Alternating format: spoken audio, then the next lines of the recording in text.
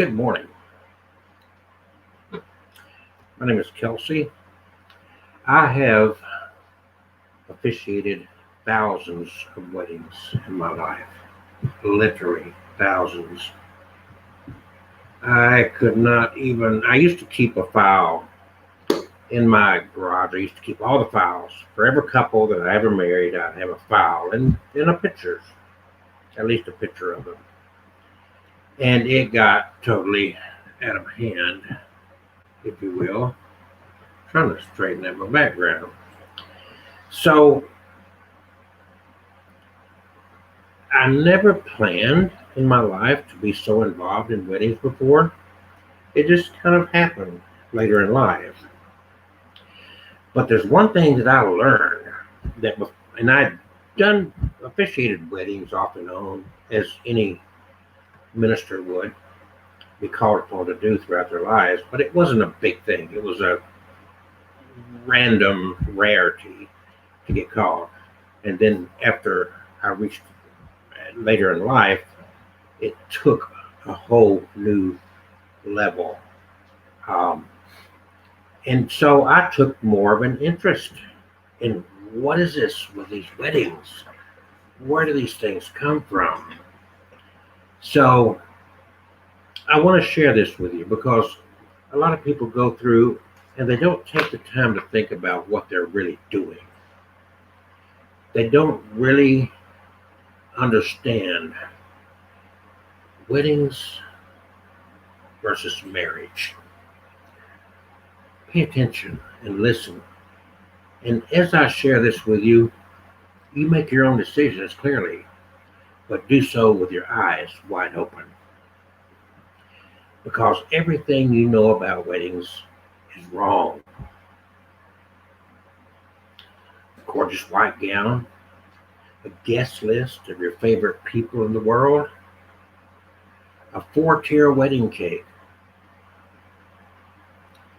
But during all this planning for your upcoming day, most brides never stop to think about why they're obsessing over certain wedding traditions.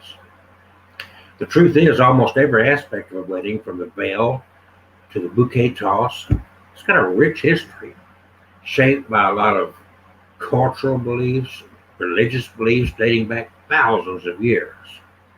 And if there's anything to learn from taking a closer look at some of these age-old traditions, it is that weddings are far from the grand and perfect affairs many of us seem to imagine. In fact, the celebration of marriage has historically been, if anything, bizarre. So here's the truth behind several traditions that might change the way you look at weddings. Little girls daydream about their weddings. They picture their dress, maybe the venue, flowers, cake, the colors, the centerpieces. They envision it as this beautiful, magical event that for the most part is inspired by things they saw in movies and tabloids on social media. My sister, which was common maybe more in her day, I don't know about today, but as a young teen, she created a hope chest, collecting items and ideas that she utilized in the dream of her wedding when she got to be an adult. This is far from even getting close to imagining or knowing who you might get married to. Weddings were not always these great formal affairs. Weddings were historically informal events held in homes or at community functions like barn raising events. In fact, up to and during the Middle Ages, couples often got married without witnesses or members of the clergy there to perform a ceremony. And the brides did not wear white. Most often did not. But you can blame Queen Victoria for starting the whole white wedding dress trend. No, it wasn't a representation of purity, as some would try to say today. She wore a white when she married Prince Albert in 1840. It's been a tradition for brides ever since. It's kind of like that when when Diane married and the royal family marries. People pay attention, just like when the Kardashians marry or some other well-known superstar marries. People watch. What did they do? But before this white dress thing came about in the early 1800s, women just grabbed the nicest dress out of their closet. They didn't. the the most expensive dress they had was not one they bought just to wear one time. They went to their closet and picked up what they already had. It was a more practical affair. And as far as white being a sign of purity and innocence, no, as I said, it's just not true. In fact, people like Queen Victoria wore white as a sign of wealth, not purity or innocence. At the time, white fabric was hard to keep clean, and it was reserved for rich women who could afford to buy a dress that they would only wear once. Then the cakes, white cakes, also historically reserved for the wealthy. Chocolate lovers would rejoice. While you may think that a white cake is a mandatory at your wedding, the tradition behind it may have you running toward chocolate, a strawberry frosted cake. Because prior to the 17th century, the wedding cake was more like a pie than a cake. It was filled with a mixture of dry fruits, apples, spices, and breadcrumbs. By the 1540s, when sugar became more readily available, the demand for white wedding cakes grew. But because white icing was still quite expensive at this time, the white cake was still seen as a symbol of wealth, the same as the white wedding gown. More or less to show off your wealth, to brag about being rich. The wedding registry. Champagne flutes, cheese boards, expensive china. The newlyweds, you really need this stuff? We live in the 21st century. I've married thousands of couples. I would say that easy 90 to 95% of the couples that get to their wedding day are already living together. They've already created a household. They don't need this stuff. But you can thank the Brides magazine for making all of us think that you need this registry. Because you go back to the 1920s, the Brides magazine publication got together with some furniture dealers and real estate agents and kitchen appliance manufacturers to expand the market and introduce new traditions. According to Vicki Howard, an associate professor of history at Hartwick College, Howard wrote that this eventually evolved into the wedding registries that we're familiar with today. Well, thankfully, more couples are opting to give us cash. Gift cards are becoming a very popular thing. At more recent weddings in recent years, the gift table is sparse. There's not a lot of people walking in with packages anymore. It's usually envelope, more than likely with a cash check or gift card. And weddings have become extremely expensive. So if you've ever been the victim of this wedding sticker shock, flowers, how much do they cost? Then no, I don't have to tell you that the industry seems just a little bit, I say a little bit, on the expensive side. And that's because it is. According to CNN Money, the average wedding in 2015, which is 5 years ago, cost more than $30,000, which was up 4% from 2013, just 2 years. I don't know what it is today. More. Even worse, Consumer Reports found that couples often fall victim to what's known as the wedding tax. where vendors like limo companies and photographers charge more for weddings than they would for a regular party of the same size. A lavish wedding doesn't ensure a successful marriage. Far from it. In fact, it may be quite the opposite. Using data from a survey given to more than 3,000 people who have been married, Emory University economics professor found couples who spend more on their weddings actually have shorter marriages. Research showed couples who spend more than $20,000 on their nuptials had a divorce rate that was 3.5 times higher than couples who spent between $5,000 and $10,000. They also found that divorce was 1.3 times more likely among men who spent between $2,000 and $4,000 on engagement rings compared to those who spent only between $500 and $2,000. Speaking of that engagement ring, guess who you can thank for that little novelty? The Bears Diamond Company, early part of the 20th century. A phenomenal advertising campaign that lasted well into the second half of the 20th century. A diamond is a girl's best friend. Oh, they put that out. A diamond is a girl's best friend. I remember in my life, if I ever heard a diamond is a girl's best friend when I was dating, I would say, well, get the diamond to take you out to dinner. Marry your diamond. And isn't it interesting that only the female got the engagement ring? This goes back deep into history, where a guy took ownership of the female and marked his territory.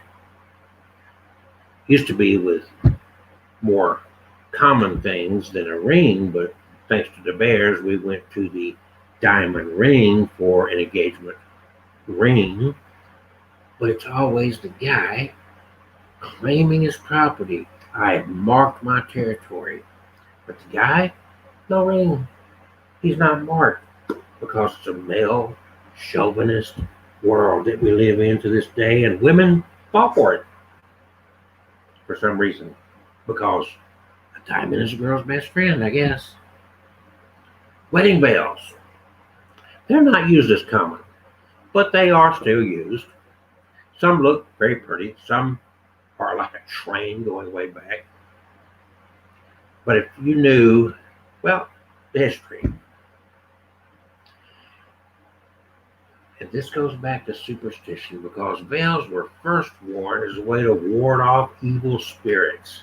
In the book Planet Wedding, a nuptialpedia, authors Sandra and Harry Tron write that in ancient Rome and Greece, brides wore a red or yellow veil, or is that white? Well, it wasn't the 1800s yet, was it? Known as flamium, according to Illustrated Encyclopedia of World Costume, to look like they were actually on fire. Very romantic, right? Ward off evil spirits. Bridesmaids, do you really need bridesmaids? Oh, these bridesmaids today help out with everything from planning your bachelorette party to holding up your dress while you pee during the reception. How do you think the brides pull that off? Most groomsmen a lot of time are drinking and having too much fun to concern themselves with what the bride is going through with that big dress that she's paid big money to wear one time, how she uses the toilet, and how she's going to dance. Pretty different from why brides originally had them to ward off evil spirits. So unless you're really worried about some demonic forces showing up at cocktail hour, then this whole bridesmaid thing is more of a novelty where we are today to whatever.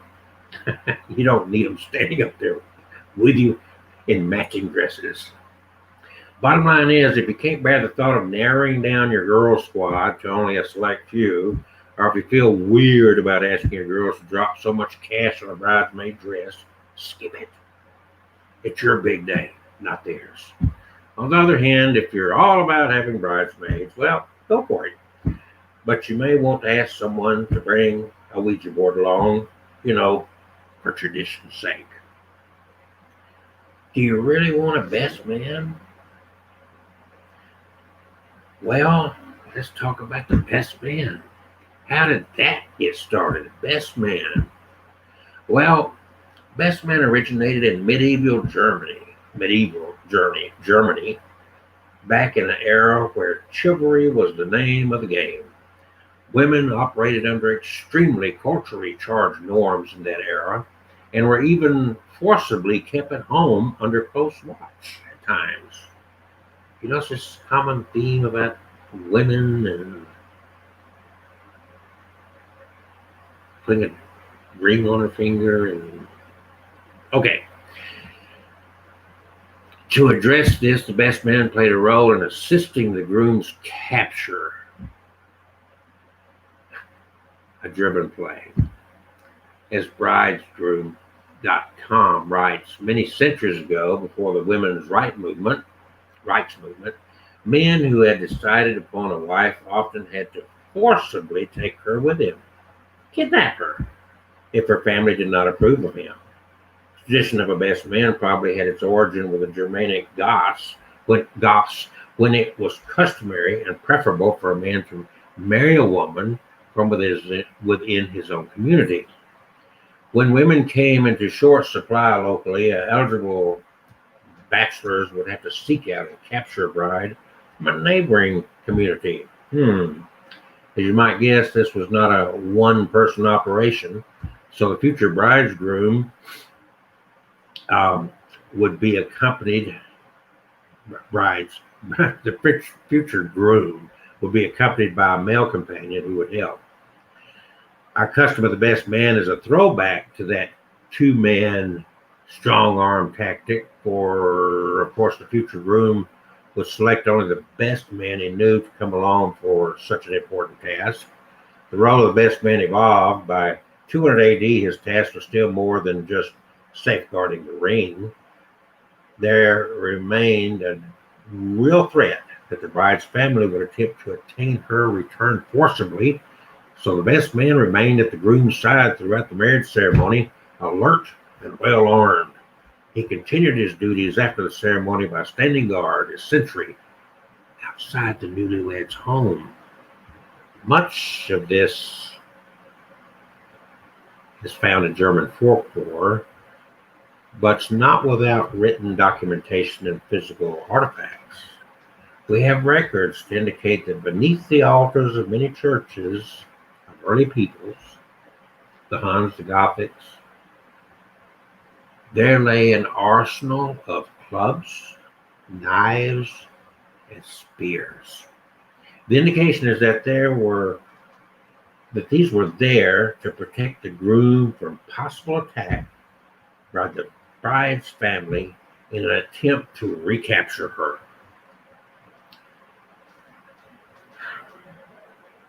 How about the garter? Some may find the garter tradition a little bit creepy, but, well, let's see how creepy it really gets. So for some, showing some leg in front of all your family and friends may seem creepy enough, but just be thankful you weren't born in a different era. According to George Monger's Marriage Customs of the World, traditionally, bridal garters were prized as love tokens with magical properties. Before the groom became tasked with the tradition of removing a bride's garter, it was actually the job of male wedding guests. Men would try to take the garters off brides and pin them onto their hats for good luck. And the competition got real fierce. In fact, the magazine reports that in 1919's Wedding Customs, then and now, written by Carl Holliday, brides were told to fasten it loosely to the bottom of her dress, or she would find her clothes in rags after the struggle. To me, that seemed a little awkward, or maybe inappropriate to some, but maybe not to others. Who knows? That's up to you. What about this perfect wedding day? First of all, weddings have gotten, and I do weddings. Let's make this clear. But I can't help in my role but to notice all this that goes on with weddings. And the perfect wedding. And the industry tries to sell this perfect wedding. Even though I tell my brides that if your day goes perfectly, nobody's going to remember it. Truth is, something's probably going to go wrong. It's going to rain. The limo's going to be late. Third cousin, twice removed, can get drunk, make a fool of himself or herself on the dance floor. If you're expecting perfection, you're bound to be disappointed. On the other hand, if you go into your wedding day without putting so much pressure on everything to be perfect, you're probably going to end up having a better time. One of the biggest parts of wedding planning, in addition to deciding on a location, venue, officiant, managing a million little details, choosing that photographer. According to Wedding Wire, most couples spend an average of $2,000 up on wedding photography, and the photography usually accounts for at least 12% of the people's wedding budgets. Photographs are nice, but throughout most of history, like thousands of years of marriages, there were no photographs capturing those moments, and those marriages actually lasted longer than marriages of today. And to document the marriage, the relationship, one was left to write out their feelings and the description of the events that took place. Actually worked pretty well. You read any good classic writings lately? It should all be about the marriage, not the wedding. The wedding does not create the marriage. The wedding is simply a celebration of what's already taken place in the heart. That should give you comfort. That should give you balance. A couple places more emphasis on the wedding day than on being married, it's an indication there's trouble ahead. A wedding lasts less than one day. A marriage should last a lifetime. I like to say you're spending all this money, investing all this effort and time and money into a few hours for a wedding and reception. How much you're investing in your marriage that you want to last a lifetime. It can be a sign, a bad sign, when a bride cares more about the stuff, the dress, the location, the cake, rather than her partner. If you're putting the stuff over your partner, if the wedding is more about the bride rather than the couple, I'd have mixed feelings about their priorities. You're not getting married for the sake of having an amazing wedding day, are you? You should be getting married for the lifetime that comes afterwards. If the wedding feels more like an event rather than the beginning of something bigger, I wouldn't be so sure that their relationship stands on firm ground. These observations were corroborated by a 2014 paper published by professors from the University of Singapore School of Public Policy and Emory University Department of Economics. This paper examined the connection between wedding-related expenses and the length of time a couple remained married. And the more a couple spent on their wedding, the shorter their marriage wound up being. So has a bridezilla or groomzilla emerged from the chill person, the laid-back person you once knew? Brides that seem to truly feel that the day is only about them usually show signs of being self-centered or unwilling to compromise, both of which are key in a successful marriage. Any bride that feels her day would be ruined by some superficial thing like wilted flowers or bad weather is clearly not seeing the big picture, that the marriage is what's most important. This may signify that the couple's priorities are not in order.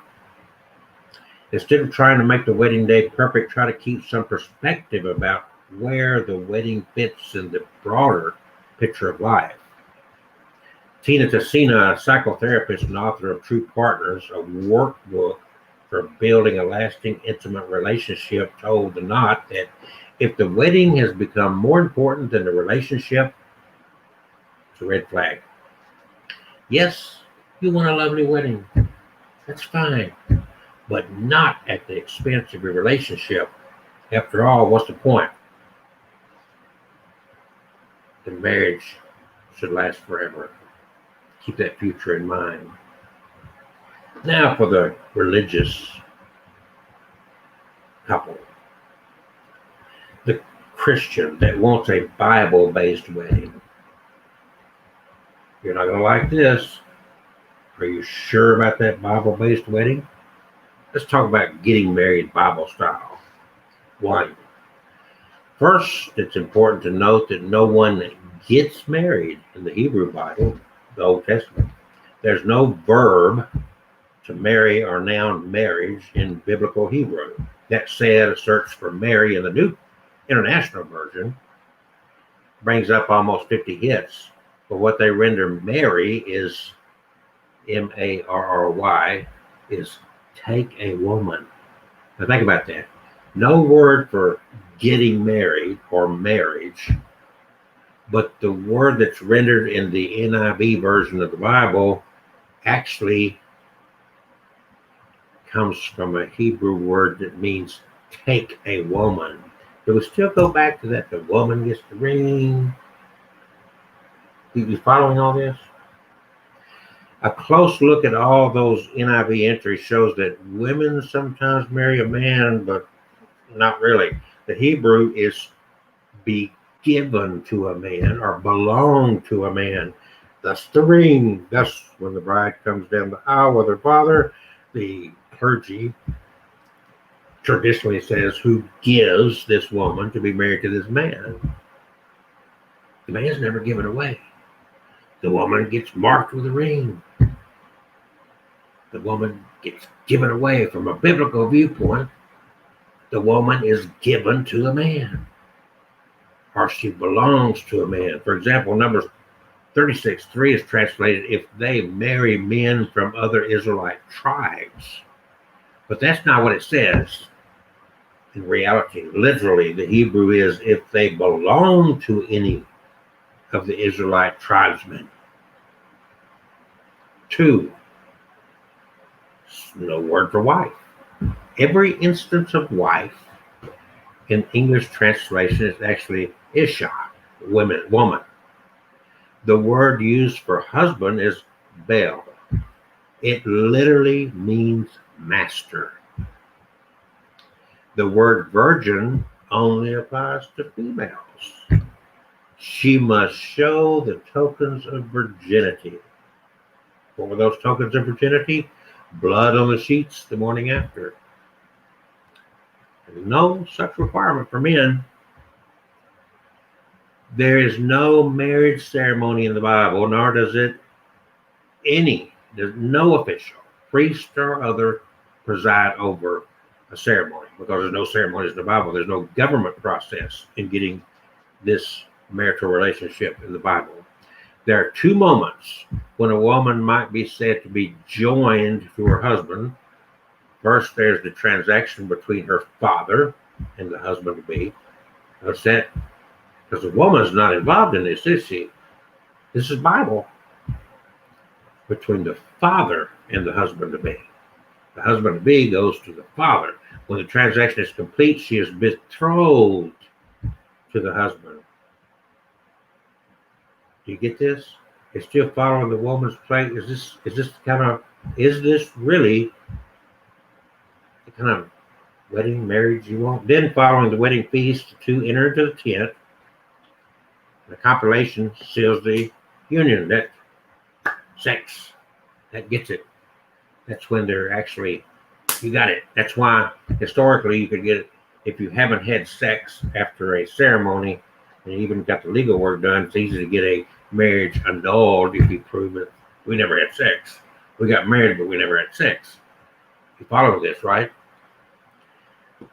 Back to the men. Men ruled the day. They owned the women. They made a deal with the father of the bride. Not with the bride, they went to the father. That's why historically you would always go, the man would go to the father of the bride and ask permission. See where all this stuff came from. And men could have multiple wives in the Bible. There was absolutely nothing negative about men in the Bible. We want to talk about Bible marriage, Bible weddings. Men could have multiple wives. Abraham had Sarah, Milcah, and Keturah. Jacob had Rachel and Leah. Moses had Zipporah and an unnamed Ethiopian woman. King David had, and my pronunciation may be wrong on some of this, Ahinoam, Abigail, Maacah, Haggith, Shephatiah, Ithream, Michal, and Bathsheba. Whole list of them. Men could also take concubines. Jacob had 2 of those as well. Abraham had at least a couple. God knows how many David had. Concubines are like wives with no inheritance rights. Sweet to be a man. Biblical adultery is not simply stepping out. It's the act of a married woman sleeping with someone other than her husband. In such a case, she and her lover have both committed a crime. On the other hand, a married man can indeed freely sleep with another woman as long as she isn't someone's virgin daughter, in which case he has to marry her, that is, compensate her father.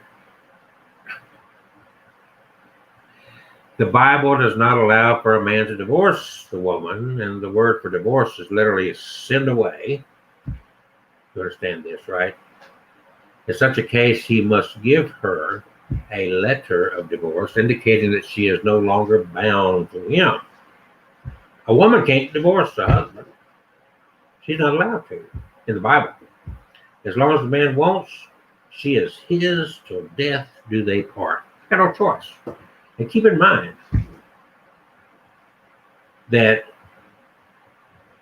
a woman, if she's not married and she is raped, according to biblical law, she has to marry her rapist. I want to add one other quick thing, because the issue of prayer, the officiant, the minister, the clergy offering up prayers of the ceremony. I just want you to think about the importance. The prayers that you say for yourselves, I would think mean a lot more than any prayer said for you. You don't need a mediator between you and your God. And I'm certain that your God will find more pleasure in your expressing yourself directly to him in your own words than to have it done indirectly by others. And I'm not faulting by saying that anyone for saying a prayer for the couple. I'm simply saying that there's too much emphasis put on some man or woman standing up and saying a prayer for the couple, when indeed what the prayer that should be important to the couple would be the one that they say for themselves. There's kind of a lowdown. I could go on and on about not only this aspect of marriage, but also the marriage license and more secular things, the way their laws are written today, why you go to probate to get married, and all those kind of things. But this is a good start, because as you get into this wedding, give thought as to what you're actually doing and what's important. The marriage should last hopefully a lifetime. The wedding, well, the ceremony is maybe 20, 30 minutes, tops. And then it's a party. And then it's over. And then you've got to go home and you've got to spend the rest of your lives together. What are you investing in your marriage versus what are you investing in your wedding? Relax. Enjoy the party. Marriage takes place in the heart. It really does. The rest is a celebration simply for what has taken place in your heart. So if you've got engaged, that is the starting point of your marriage. That's when the commitment was made in your hearts. No witnesses required. All the trappings we have for weddings today are, as they say, trappings. Happy New Year. Think about what you're doing. Balance it out. It makes the whole planning process easier. It makes it all a lot easier when you put it in perspective. Because you don't have to get the white dress. You don't have to have an expensive ring. You don't have to have a ring at all. You don't have to have a DJ. You don't have to have any of this stuff. All this is secondary to a marriage. It does not create the marriage. And the more people put emphasis on all this peripheral, the less likely it is that their marriage will be successful. That, my friends, is a fact. Congratulations on your love. Make it last forever.